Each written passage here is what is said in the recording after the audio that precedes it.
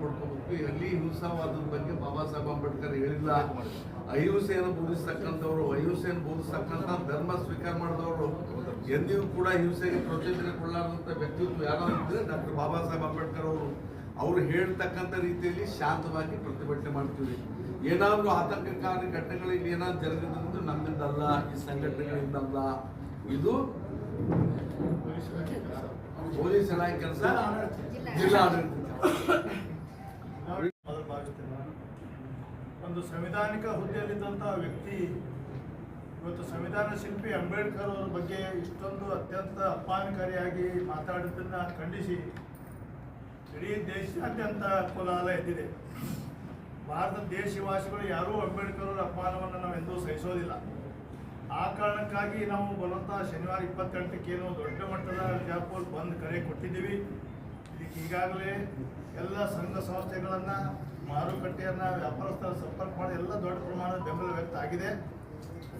ಮತ್ತೇನು ಇವರು BJP ಅವರು ಇತ್ತೀಚೆಗೆ ಬಾಬಾ ಸಾಹೇಬ್ ಬಗ್ಗೆ ಒಂದು ಪ್ರೀತಿಯನ್ನು, ಕಳಕಳಿಯನ್ನು ವ್ಯಕ್ತಪಡಿಸ್ತಾ ಇದ್ದಾರೆ. ನಾನು ಇವರಿಗೆ 2 ಪ್ರಶ್ನೆ ಕೇಳಲಿಕ್ಕೆ ಇಷ್ಟಪಡ್ತೇನೆ. ಇಷ್ಟೆಲ್ಲ ನೀವು ಬಾಬಾ ಸಾಹೇಬ್ ಬಗ್ಗೆ ಹೇಳ್ತಿರಲ್ಲ, ಗುಜರಾತಿನಲ್ಲಿ ನಿಮ್ಮದೇ ಸರ್ಕಾರ ಇದೆ. ಗುಜರಾತಿನ ಯಾವುದೇ ಸರ್ಕಾರಿ ಕಚೇರಿಗಳಲ್ಲಿ ಇದುವರೆಗೆ ಬಾಬಾ ಸಾಹೇಬ್ ಅಂಬೇಡ್ಕರ್ ಫೋಟೋ ನೀವು ಹಾಕ್ತಾ ಇಲ್ಲ, ಯಾಕೆ?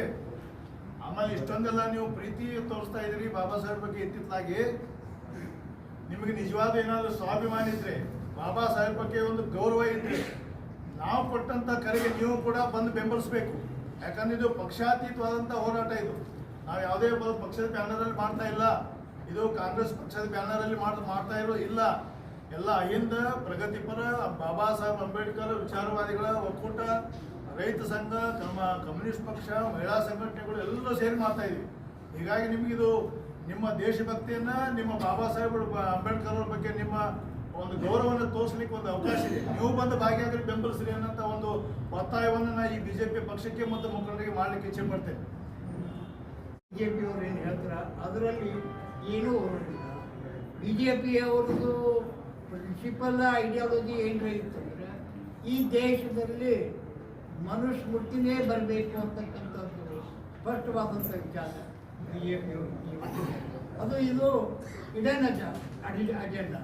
ಈಗ ಯಾವುದೇ ಆದಂಥ MP ಅನಂತಕುಮಾರ್ ನಾವು ಬಂದದ್ದೇ ಸಂವಿಧಾನವನ್ನು ಬದಲಾಯಿಸಲಿಕ್ಕೆ ಅಂತ ಹೇಳ್ತಾರೆ. ಈ ರೀಸೆಂಟಾಗಿ ಹೇಳಿದ್ರು 400 ಅಬ್ಕೆ ಬಾರ್ 400 ಏನು ಹೇಳಿದ್ರು, 400 ಬಂದರೆ ಸಂವಿಧಾನ ಬದಲಾವಣೆ ಮಾಡ್ತಾರೆ.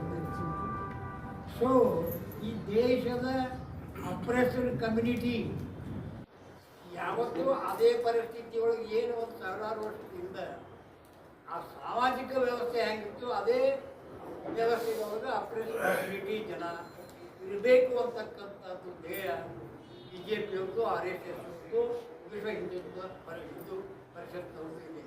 ಸೊ ಅದಕ್ಕಾಗಿ ನಾನು ತಮ್ಮ ಮುಖಾಂತರ ಅಪೀಲ್ ಮಾಡ್ತೇನೆ, ಇದಕ್ಕೆ journalists and journal. If the journalists are impartial in this country, see they are the fourth pillar of the democracy. ಮಾಡಿವಿ. ಒಟ್ಟು ಬಿಜಾಪುರ ಬಂದ್ ಮಾಡಬೇಕು. ನಮ್ಮ ಬಾಬಾ ಸಾಹೇಬ್ ಅಂಬೇಡ್ಕರ್ ಅವಮಾನ ಮಾಡಿದ್ದು ಅವರು ರಾಜೀನಾಮೆ ಕೊಡಬೇಕು. ದೇಶದೊಳಗೆ ಎಲ್ಲರಿಗೆ ಸಾರಿಯರೇ ಹೇಳಬೇಕು ಅಂತ ನಾವು ಬಿಜಾಪುರ ಬಂದ್ ಮಾಡ್ಲಿಕ್ಕೆ 28 ತಾರೀಕು ಮುಂಜಾನೆ 10 ಗಂಟೆಗೆ ಸಿದ್ದೇಶ್ವರ ಗುಡಿಲಿಂದ ಬಸವೇಶ್ವರ ಸರ್ಕಲಿಂದ ಗಾಂಧಿ ಚೌಕ್, ಬಸವೇಶ್ವರ ಸರ್ಕಲ್, ಅಂಬೇಡ್ಕರ್ ಸರ್ಕಲ್ ತನಕ ಬರ್ತೀವಿ. ಎಲ್ಲರಿಗೂ ನಾವು ವಿನಂತಿ ಮಾಡ್ಲಿಕ್ಕತ್ತೀವಿ. ಎಲ್ಲ ಸಂಘ ಸಂಸ್ಥೆಯವರು, ಎಲ್ಲ ಶಾಲಾ ಕಾಲೇಜು, ಬಸ್, ಮಾರ್ಕೆಟು, ರಿಕ್ಷಾ ಎಲ್ಲರಿಗೂ ವಿನಂತಿ ಮಾಡಿ ನಾವು ಎಲ್ಲರೂ ಕೂಡಿ ನಮ್ಮ ಗೂಡು ಬರ್ಬೇಕಂತ ವಿನಂತಿ ಮಾಡಿ. ಮೋದಿಯವರೆಲ್ಲ ಗಮನಿಸಬೇಕು. ಮತ್ತೆ ಹೇಳಿಕೆ ಕೊಡ್ತಾರೆ ಮೋದಿಯವರು, ನಾವೆಲ್ಲ ಅಂಬೇಡ್ಕರ್ ತತ್ವದಲ್ಲಿ ಅದೇವಿ. ಹೌದು, ಅದೀರಿ ಸಾಹೇಬ್ರೆ, ನೀವು ಅದೀರಿ ಅಂತ ಹೇಳಿ ನೀವು ಭಾರತದ ಪ್ರಥಮ ಪ್ರಜೆಯಾಗಿರ್ತಕ್ಕಂಥ ಮಹಿಳೆಯನ್ನು ಇವತ್ತು ರಾಷ್ಟ್ರಪತಿಯನ್ನಾಗಿ ಮಾಡಿದ್ದೀರಿ. ಆದರೆ ಹೇಳುವುದಕ್ಕೆ ಮಾತ್ರ ಅಲ್ಲ, ಇವತ್ತು ನಾವು ಯಾವುದೇ ಗ್ರಂಥಗಳನ್ನು ನಾವು ಪೂಜಿಸಬೇಕು ಅಂತಂದ್ರೆ ನಮ್ಮ ಧರ್ಮದ ಗ್ರಂಥಗಳನ್ನು ನಾವು ಮನೆಯಲ್ಲಿ ಪೂಜಿಸಬೇಕು. ಹೊರತಾಗಿ ನಾವು ಮನೆ ಬಿಟ್ಟು ಹೊರಗೆ ಬಂದಾಗ ನೀವು ಜನರ ಒಂದು ಕಲ್ಯಾಣಕ್ಕಾಗಿ ಯೋಚಿಸುವಂತಹ ದೇವಸ್ಥಾನ, ಸಂವಿಧಾನ, ಅಲ್ಲೇ ನೀವು ಅಂಬೇಡ್ಕರ್ ಅವ್ರನ್ನ ಹೀಯಾಳಿಸ್ತೀರಿ ಅಂತಂದ್ರೆ ನೀವು ಈ ಜಾಗದೊಳಗೆ ಇರ್ಲಿಕ್ಕೆ ಲಾಯಕ್ಕಿಲ್ಲ. ಅದಕ್ಕಾಗಿ ಮಹಿಳೆಯರಿಗೆ ಇವತ್ತು ಸ್ವತಂತ್ರ ಮತ್ತು ಸಮಾನತೆಯನ್ನು ಕೊಟ್ಟಂತ ಬಾಬಾ ಸಾಹೇಬ್ ಅಂಬೇಡ್ಕರ್ ಅವರ ಒಂದು ಏನು ಈ ಒಂದು ಸಂವಿಧಾನಕ್ಕೆ ನೀವು ಅವಮಾನ ಮಾಡಿದ್ದೀರಿ, ಅದು ಅತ್ಯಂತ ಹೇಯ ಕೃತ್ಯ. ನೀವೆಲ್ಲ ಭಾವಿಸಿದ್ದೀರಿ ಮನುವಾದವನ್ನ ಒಳ್ಳೆ ತರಬೇಕು, ಪುರುಷ ಪ್ರಧಾನ ರಾಷ್ಟ್ರವನ್ನಾಗಿ ಮಾಡಬೇಕು ಅಂತ ಹೇಳಿ ನೀವು ಕನಸು ಕಾಣ್ತಾ ಇದ್ರಲ್ಲ, ಅದು ಎಂದೂ ಸತ್ಯ ಆಗುದಿಲ್ಲ. ಯಾಕಂದ್ರೆ ಮಹಿಳೆಯರು, ಬಹುಸಂಖ್ಯಾತ ಮಹಿಳೆಯರು ಸಹಿತ ಇವತ್ತ ನಾವೆಲ್ಲ ಓಟ್ ಹಾಕುವುದೇ ಮಹಿಳೆಯರ ಮೇಲುಗೈ. ಆ ಓಟದಿಂದ ನೀವೆಲ್ಲ ಆರಿಸಿ ಬರ್ತೀರಿ. ಆ ಒಂದು ಸಮಾನತೆಗೆ ನೀವು ಚ್ಯುತಿ ತರುವಂಥ ಮಾತುಗಳನ್ನು, ಸಂವಿಧಾನದ ಬಗ್ಗೆ ಅವಹೇಳನಕಾರಿಯಾಗಿ ಮಾತುಗಳನ್ನು ನೀವು ಸಂವಿಧಾನದಲ್ಲಿ ಮಾತಾಡ್ತೀರಿ ಅಂತಂದ್ರೆ ನೀವು ಈ ಜಾಗದಲ್ಲಿ ಇರ್ಲಿಕ್ಕೆ ಲಾಯಕ್ಕಿಲ್ಲ. ನಾವು ನಿರಂತರವಾಗಿ ಹೋರಾಟ ಮಾಡ್ತಾನೆ ಬಂದಿದ್ದೇವೆ. ಈ ಹೋರಾಟ ಎಲ್ಲಿವರೆಗೆ ಇರ್ತೈತೆ ಅಂತಂದ್ರೆ, ಈ ಅಮಿತ್ ಶಾ ಅವರು ಇವತ್ತೇನು ಮೋದಿಯವ್ರು ನೋಡ್ರಿ ವಾರಣಾಸಿ ಒಳಗೆ ರಾಮರಾಜ್ಯ ಕಟ್ತೀವಿ ಅಂತ ಹೇಳಿ ರಾಮ ಮಂದಿರ ನಿರ್ಮಾಣ ಮಾಡಿದ್ರು ಕೂಡ ಅದೇ ಒಂದು ಕ್ಷೇತ್ರದಲ್ಲಿ ಅವರು ಸೋಲನ್ನು ಅನುಭವಿಸಿದ್ದಾರೆ. ಆದರೆ ನೀವು ಮಾತಿನಲ್ಲಿ ತರ್ತಕ್ಕಂಥ ಕೆಲಸವನ್ನು ಕೃತಿಯಲ್ಲಿ ಮಾಡ್ತಾ ಇಲ್ಲ ಅನ್ನೋದನ್ನು ಸಹಿತ ಇಲ್ಲಿ ಇದೊಂದು ತೋರಿಸ್ಲಿಕ್ಕೆ ನೀವು ಹೊರಟಿದ್ದೀರಿ. ಅದಕ್ಕಾಗಿ ಅಮಿತ್ ಶಾ ಅವರು ಸಹಿತ ಮುಂದಿನ ಒಂದು ದಿನಮಾನಗಳಲ್ಲಿ ಈ ಒಂದು ಸೋಲನ್ನು ಉಂಡು ಇವತ್ತು ತಾವು ಮನೆಗೆ ಹೋಗಬೇಕು. ಈಗ ತಕ್ಷಣ ಆ ಒಂದು ಪರಿಸ್ಥಿತಿ ಬರುವುದಕ್ಕಿಂತ ಮುಂಚೆನೇ ತಾವೇ ಸ್ವತಃವಾಗಿ ರಾಜೀನಾಮೆ ಕೊಟ್ಟು ಇವತ್ತು ಮನೆಯಲ್ಲಿ ಕುಂತ್ರೆ ಮಾತ್ರ ತಾವು ಈ ಒಂದು ಅಂಬೇಡ್ಕರ್ ಅವರಿಗೆ ಸ್ವಲ್ಪ ತಕ್ಕ ಮಟ್ಟಿಗೆ ನೀವು ಗೌರವ ಸಲ್ಲಿಸಿದಿರಿ. ಆ ಒಂದು ಕೆಲಸವನ್ನು ನೀವು ಮಾಡ್ತೀರಿ ಅಂತ ಹೇಳಿ ನಾವೆಲ್ಲ ತಿಳ್ಕೊಂಡು ಇವತ್ತು ಭಾರತ ಬಂದ್ಗೆ ಏನು ಕರೆ ಕೊಟ್ಟಿದ್ದೇವೆ ನಾವೆಲ್ಲ. ಅದಕ್ಕೆ ಬಹು ಸಂಖ್ಯೆಯಲ್ಲಿ ಇವತ್ತು ಬಿಜಾಪುರ ಜಿಲ್ಲೆಯಲ್ಲಿ ಎಲ್ಲರೂ ಆ ಎಲ್ಲ ಆದಿಯಾಗಿ, ಯಾಕಂದ್ರೆ ಸಂವಿಧಾನ ಒಬ್ಬರಿಗೆ ಸೀಮಿತ ಅಲ್ಲ, ದಲಿತ ಮುಖಂಡರು ಮಾತ್ರ ಅಲ್ಲ, ಎಲ್ಲ ಒಂದು ಭಾರತದ ಮುಖಂಡರಲ್ಲ. ಅದಕ್ಕಾಗಿ ತಾವೆಲ್ಲರೂ ಸಹಿತ ಇವತ್ತು ಸಂವಿಧಾನಕ್ಕೆ ಗೌರವ ಕೊಟ್ಟು ಎಲ್ಲರೂ ಭಾಗಿಯಾಗಿ ನೀವೆಲ್ಲ ಸೇರ್ಕೊಂಡು ನಮ್ಮ ಕೈ ಜೋಡಿಸ್ತೀವಿ ಅಂತ ಹೇಳಿ ಒಂದು 4 ಮಾತುಗಳನ್ನು ಈಗಾಗಲೇ ನಮ್ಮ ನಾಯಕರಿರೋ ಹಾಗೆ ತಿಳಿಕೊಟ್ಟನಾಗಿದೆ. ಇವತ್ತು ಎಷ್ಟು ನಾಚಿಕೇಡ ಅಮಿತ್ ಶಾ ಏನಂದ್ರೆ ಇಷ್ಟ ಹಠಮಾರಿ ಧೋರಣೆ ಇಟ್ಕೋಬಾರ್ದಾಗಿತ್ತು. ಯಾಕಂದ್ರೆ ಇಡೀ ದೇಶ ಇವತ್ತು ಉರಿತಾ ಇದೆ. ಇಡೀ ದೇಶದ ಇಷ್ಟೆಲ್ಲ ಆಸ್ತಿ ಪಾಸ್ತಿಗಳು ಹಾನಿ ಆಗ್ತಾ ಇದೆ. ಅಂಬೇಡ್ಕರ್ ಅಭಿಮಾನಿಗಳು ಎಲ್ಲ ಮನನೊಂದು ಇವತ್ತು ಇಡೀ ದೇಶ ವ್ಯಾಪ್ತಿಯಲ್ಲಿ ಈ ರೀತಿ ಪ್ರತಿಭಟನೆಗಳು ಬಂದ್ಗಳು ಎಲ್ಲ ಆಗ್ತಾ ಇದ್ರು ಕೂಡ ಎಲ್ಲ ಮೂರು ಬಿಟ್ಟು ಈ ರೀತಿ ಒಂದು ಹಠಮಾರಿ ಧೋರಣೆ ಇಟ್ಕೊಂಡು ಈ ಜನರಿಗೆ ಕ್ಷಮೆ ಕೇಳಾರ್ದೆ, ದೇಶದ ಜನರಿಗೆ ಕ್ಷಮೆ ಕೇಳಾರ್ದೆ ಹಠಮಾರಿ ಧೋರಣೆಗಳು ಸರಿಯಾದ ಹೇಳಿ ನಾನು ಹೇಳ್ತಾ ಇದ್ದೇನೆ. ಇವತ್ತು ಒಬ್ಬ ಜವಾಬ್ದಾರಿ ಸ್ಥಾನದಲ್ಲಿ ಒಬ್ಬ ಗೃಹ ಮಂತ್ರಿಯಾಗಿ ಈ ದೇಶದ ಒಂದು ಗೌರವ ಘನತೆ ಕಾಪಾಡುವಂಥ ಕೆಲಸ ಮತ್ತು ಈ ಶಾಂತಿಯುತವಾಗಿ ದೇಶ ಇರಬೇಕಾದ್ರೆ ಅವರು ತಕ್ಷಣವಾಗಿ ರಾಜೀನಾಮೆ ಕೊಡಬೇಕು ಮತ್ತು ಈ ಒಂದು ಹಠಮಾರಿತನ ತಕ್ಷಣವಾಗಿ ಬಿಡಬೇಕು, ಬಿಟ್ಟು ದೇಶದ ಜನರಿಗೆ ಕ್ಷಮೆ ಕೇಳಬೇಕು. ಮತ್ತು ಅದರ ಜೊತೆಗೆ ಮೊನ್ನೆ ಕೂಡ ನಾನು ಹೇಳಿದ್ದೆ, ಅವರು ಒಂದಿಷ್ಟು ದೊಡ್ಡ ತಪ್ಪು ಮಾಡಿದ್ದಾರೆ. ಯಾರೂ ವಿಶ್ವದಲ್ಲಿ ಆಗಲಿ ದೇಶದಲ್ಲಿ ಅಂತ ಒಬ್ಬ ಮಹಾಪುರುಷನ ಅವಮಾನ ಮಾಡಿದ್ದು ಇನ್ನೂರಿಗೆ ಇತಿಹಾಸದಲ್ಲಿ ಇಲ್ಲ. ಅದಕ್ಕಾಗಿ ಅಮಿತ್ ಶಾ ಇವತ್ತು ನಮ್ಮ ದೆಹಲಿಯಲ್ಲಿ ಇರುವಂಥ ಮ್ಯೂಸಿಯಂನಲ್ಲಿ ಏನು ಡಾಕ್ಟರ್ ಬಾಬಾ ಸಾಹೇಬ್ ಅಂಬೇಡ್ಕರ್ ಅವರು ಏನು ಬೂಟ್ ಅದಾವ ಪಾದಗಳು, ಆ ಬೂಟನ್ನು ತಲೆ ಮೇಲೆ ಇಟ್ಕೊಂಡು ಆ ಡಾಕ್ಟರ್ ಬಾಬಾ ಸಾಹೇಬ್ ಅಂಬೇಡ್ಕರ್ ಅವರ ಸಮಾಧಿಗೆ ಹೋಗಿ ದೇಶದ ಜನರಿಗೆ ಕ್ಷಮೆ ಕೇಳಬೇಕು. ಅಂದಾಗ ಮಾತ್ರ ಅವರಿಗೆ ಜನ ಇವತ್ತು ಕ್ಷಮೆ ಅನ್ನೋರು ಸ್ವೀಕಾರ ಮಾಡುವಂತಾಗ್ತದೆ. ಅದರ ಜೊತೆಗೆ ಇನ್ನೊಂದು ಮಾತು ಹೇಳಬೇಕಾದ್ರೆ, ಏನು 22ನೇ ತಾರೀಕಿಗೆ ಏನು ಬಂದು ನಾವು ಕರೆ ಕೊಟ್ಟಿದ್ದೇವೆ, ಅದರ ಪ್ರಯುಕ್ತವಾಗಿ ಇವತ್ತು ಯತ್ನಾಳ್ ಅವರು ಈಗ ತಾನೇ ನಾನು ಕೇಳಿದ್ದೆ, ಇಲ್ಲ ಅದರ ಬಗ್ಗೆ ಒಂದು ವ್ಯಂಗ್ಯವಾಗಿ ನಾಯಕರ ಬಗ್ಗೆ ಮಾತಾಡಿದ್ದು ಇದು ಖಂಡಿಸ್ತಾ ಇದ್ದೀವಿ. ಯಾಕಂದರೆ ಈ ರೀತಿ ಗಂಜಿ ಗಿರಾಕಿಗಳು ಇವತ್ತು ಹೋರಾಟ ಮಾಡ್ತಾ ಇದ್ರಂತ ಏನು ಕರೀತಾರಲ್ಲ, ಇದು ಈ ರೀತಿ ಹೇಳಿದ್ರಿಂದ, ಇದು ಯಾರು ಈ ರೀತಿ ಹೇಳಿದ್ರಿಂದ ಈ ನಾಯಕರುಗಳು ಏನು ಗಂಜಿ ಗಿರಾಕಿ, ಇಂಥ ಎಲ್ಲ ಮಹಾನ್ ನಾಯಕರುಗಳು ಹೋರಾಟದಲ್ಲಿ ಪ್ರತಿಯೊಂದು ಸಂಘಟನೆದವರು, ಪ್ರತಿಯೊಂದು ಎಲ್ಲ ಅಂಬೇಡ್ಕರ್ ಅಭಿಮಾನಿಗಳು ಇವತ್ತು ಇಡೀ ದೇಶಾದ್ಯಂತ ಎಲ್ಲ ಹೋರಾಟ ಮಾಡೋರು ಏನು ಗಂಜಿ ಗಿರಾಕಿಗಳಾಗಿತ್ತು. ಅದಕ್ಕಾಗಿ ಮಾನ್ಯ ಯತ್ನಾಳ್ಗೆ ನಾವು ಇವತ್ತು ಎಚ್ಚರಿಕೆ ಕೊಡ್ತಾ ಇದ್ದೀರಿ. ಈ ರೀತಿ ನೀವು ಬೇರೆ ರಾಜಕೀಯವಾಗಿ ನಿಮ್ಮ ರಾಜಕೀಯ ನಾಯಕರುಗಳಿಗೆ ಅಥವಾ ಇನ್ನಿತರಿಗೆ ವ್ಯಂಗ್ಯವಾಗಿ ಮಾತಾಡ್ಬೋದು, ಆದರೆ ಅಂಬೇಡ್ಕರ್ ಅಭಿಮಾನಿಗಳಿಗೆ ಯಾರು ವ್ಯಂಗ್ಯ ಮಾತಾಡ್ತಾರೆ ತಕ್ಕ ಪಾಠ ಕಲಿಸಬೇಕಾಗ್ತದೆ ಸಂದರ್ಭದಲ್ಲಿ ತಮ್ಮ ಮುಖಾಂತರ ಎಚ್ಚರಿಕೆ ಕೊಡ್ತಾ ಇದ್ದೀರಿ. ಅದಕ್ಕಾಗಿ ಏನಾದರೂ ಮತ್ತು ಮಾನ್ಯ ಜಿಲ್ಲಾ ಆಡಳಿತಕ್ಕೆ ಮತ್ತು ಪೊಲೀಸ್ ಇಲಾಖೆಗೆ ನಾವು ವಿನಂತಿ ಮಾಡ್ತೇನೆ, 28ನೇ ತಾರೀಕಿಗೆ ಈ ಯತ್ನಾಳ್ ಹಾಗೂ ಯತ್ನಾಳ್ ಬೆಂಬಲಿಗರ ಮೇಲೆ ನಿಗಾ ಇಡಬೇಕು. ಯಾಕಂದರೆ ಅಹಿತಕರ ಘಟನೆ ಏನಾದರೂ ಆದರೆ ಅವರೇ ನೇರ ಹೊಣೆಗಾರ ಆಗ್ತಾ ಇದೆ ಇವತ್ತಿನ ದಿವಸ. ಅದಕ್ಕಾಗಿ ಜಿಲ್ಲಾಡಳಿತಕ್ಕೆ ಮತ್ತು ಪೊಲೀಸ್ ಇಲಾಖೆಗೆ ಮತ್ತೊಮ್ಮೆ ವಿನಂತಿಸಿಕೊಳ್ತೇನೆ, ಯತ್ನಾಳ್ ಮೇಲೆ ಮತ್ತು ಯತ್ನಾಳ್ ಬೆಂಬಲಿಗರ ಮೇಲೆ ಸೂಕ್ತವಾದ ಒಳ್ಳೆ ಭಾಳ ಇಂಟೆಲಿಜೆನ್ಸ್ದಿಂದ ಅವ್ರ ಮೇಲೆ ನಿಗಾ ಇಡಬೇಕು. ಅವರ ಕಾರ್ಯಕರ್ತರ ಸಂವಿಧಾನ ಭಾಳ ಅವಶ್ಯಕತೆ ಇದೆ. ಅಂಥದ್ದನ್ನ ಜಾತಿವಾದಿಗಳು, ಜಾತಿವಾದಿ ಕಾಯ್ದೆಗಳು ಆದಂಥ RSS, ಅಗ್ರತರ, ವಿಶ್ವ ಹಿಂದೂ ಪರಿಷತ್ ಇವತ್ತ ಮತ್ತೆ ಈ ದೇಶದಲ್ಲಿ ಚಾತುರ್ವರ್ಣ ಪದ್ಧತಿ ನಿರ್ಮಾಣ ಆಗಬೇಕು. ಬಾಬಾ ಸಾಹೇಬ್ ಅಂಬೇಡ್ಕರ್ ಸಂವಿಧಾನಕ್ಕೆ ಅವಮಾನ ಮಾಡೋದಕ್ಕೋಸ್ಕರ ಇವತ್ತ ದಲಿತ ಚಳವಳಿಗಳ ಹೋರಾಟಗಳ ಮುಖಾಂತರ ನಾವು ಹೇಳ್ತಿದ್ದೀವಿ.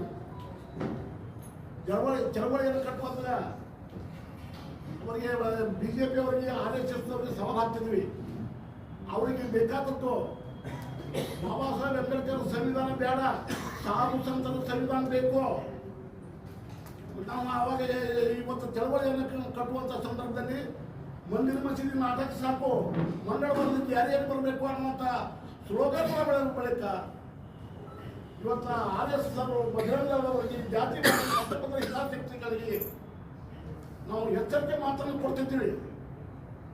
ಆ ಸಂದರ್ಭದಲ್ಲಿ ಇವತ್ತ ಕೇಂದ್ರದಲ್ಲಿ ಬಂದಂಥ ಬಿಜೆಪಿ ಸರ್ಕಾರ ಅಮಿತ್ ಶಾ ಏನಂತವರು ಕುಖ್ಯಾತ ರೇವಡಿಗೆ ಅನಿಸಿಕೊಂಡಂಥವರು ಬಾಬಾ ಸಾಹೇಬ್ ಅಂಬೇಡ್ಕರ್ ಸಂವಿಧಾನ ಅವಹೇಳನ ಮಾಡುವ ಮೂಲಕ ಇಡೀ ದೇಶದ ಸಂವಿಧಾನವನ್ನು ತಿದ್ದುಪಡಿ ಮಾಡುವಂಥ ವಿಚಾರದಾಗ ಪ್ರಜಾಪ್ರಭುತ್ವ ಇಲ್ಲದಂತೆ ಮಾಡುವಂಥ ಸಂದರ್ಭದಾಗ ಇಂಥ ವಿಚಾರದೊಳಗ ನಾವೆಲ್ಲರೂ ಇವತ್ತು ಒಂದಾಗಿ ಶೋಷಿತ ವರ್ಗಗಳೆಲ್ಲ ಒಂದಾಗಿ ದೀನದಲಿತರು ಅಲ್ಪಸಂಖ್ಯಾತರು ಎಲ್ಲ ಇವತ್ತು ನಾವು ಒಂದಾಗಿ ಇವತ್ತು ನಾಳೆ ಬರುತ್ತಿರುವಂಥ ದಿನದಲ್ಲಿ ಇವತ್ತು ನಾವು 28 ಶನಿವಾರ ಬಿಜಾಪುರ ಬಂದ ಕರೆಯನ್ನು ನಾವು ಕೊಡಬೇಕು. ಬಂದ ಕರೆಯಕ್ಕೆ ಮಹಿಳೆಯರು, ಎಲ್ಲ ದಲಿತ ಚಳವಳಿಗಾರರು, ಅಲ್ಪಸಂಖ್ಯಾತರು, ಇನ್ನುಳಿದವರು ಈ ಭಾಗದಲ್ಲಿ ನಾಳೆ 10,000 ಜನಸಂಖ್ಯೆ 20,000 ಜನಸಂಖ್ಯೆ ತಾವೆಲ್ಲ ತರ್ತೀರ ಅಂತ ನಾವು ಆಶೆಯನ್ನು ಮಾಡಿದ್ದೀವಿ. ಅದಕ್ಕೆಲ್ಲ ಪತ್ರಿಕೆ ಬಂಧುಗಳು ಸಂಪೂರ್ಣವಾಗಿ ನಮಗೆ ಡಾಕ್ಟರ್ ಬಾಬಾ ಸಾಹೇಬ್ ಅಂಬೇಡ್ಕರ್ ಅವರ ಬಗ್ಗೆ ಹಗುರವಾಗಿ ಮಾತನಾಡಿದ ಏನು ಈ ಬಿಜೆಪಿ ಸರ್ಕಾರ ಅಮಿತ್ ಶಾ ಅವರ ವಿರುದ್ಧ ನಾವು 28ನೇ ತಾರೀಕು ವಿಜಯಪುರ ಬಂದ್ ಮಾಡ್ತಾ ಇದ್ದೀವಿ. ಈ ಒಂದು ಬಂದ್ ಪ್ರತಿಭಟನೆಗೆ ಎಲ್ಲರೂ ಸಹಕಾರ ನೀಡ್ರಿ. ಒಂದು ಶಾಂತಿಯುತವಾಗಿ ನಾವು ಈ ಬಂದು ವಿಜಯಪುರ ಬಂದನ್ನ ನಾವು ಯಶಸ್ವಿಗೊಳಿಸೋಣ ಅಂತ ಈ ಒಂದು ಸಂದರ್ಭದಲ್ಲಿ ಹೇಳಿಕ್ಕೆ ಇಷ್ಟಪಡ್ತೀನಿ.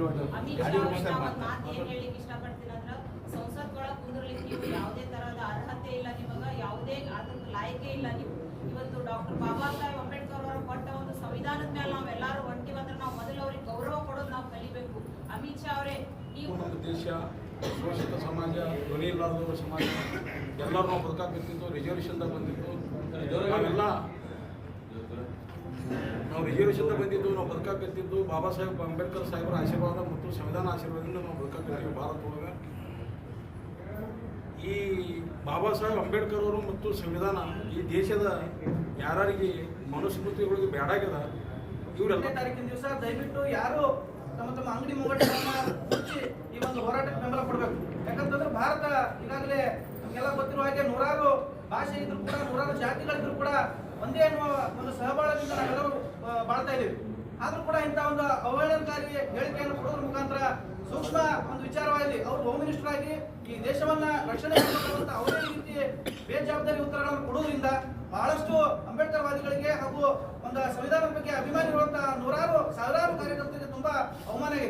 ಆ ನಿಟ್ಟಿನೊಳಗೆ ಅವರು ತಕ್ಷಣ ಒಂದು ಕ್ಷಮೆ ಕೇಳಬೇಕು. ಅದೇ ರೀತಿಯಾಗಿ ರಾಜೀನಾಮೆ ಕೊಟ್ಟು ತಾವು ಮನೆಗೆ ಹೋಗ್ಬೇಕಂತ ಹೇಳಿ ಈ ಸಂದರ್ಭದಲ್ಲಿ ನಾನು ಕೂಡ ಎಲ್ಲರ ಪರವಾಗಿ ಕೇಳ್ಕೊಳ್ತಾ, ಅವತ್ತಿನ ದಿನ ನಮ್ಮ ರೈತ ಸಂಘದ ಪರವಾಗಿ ನಾವು ಕೂಡ ನೂರಾರು ಜನ ಅಲ್ಲಿ ಒಂದು ಹೋರಾಟದಲ್ಲಿ ಭಾಗವಹಿಸ್ತೀವಿ ಅಂತ ಹೇಳಿ ತಮಗೆ ವಿನಂತಿಸಿ.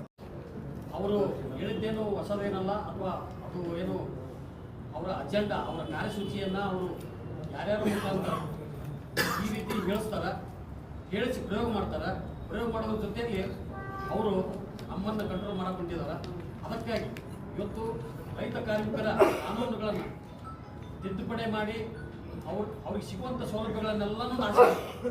ಅದೇ ರೀತಿ ಎಲ್ಲದರಲ್ಲಿಯೂ ಕೂಡ ಇವತ್ತು ಏನು ಬಾಬಾ ಸಾಹೇಬರು ಬರೆದಂಥ ಸಂವಿಧಾನವನ್ನೇ ಕಾಲಲ್ಲಿ ಹಾಕಿ ತುಳಿಯುವ ನಿಟ್ಟಿನಲ್ಲಿ ಅವರು ಹೊರಟಿದ್ದಾರೆ. ಅದನ್ನು ನಾವೆಲ್ಲರೂ ಕೂಡ ಎದುರಿಸುವುದು ನಮ್ಮ ಕರ್ತವ್ಯ.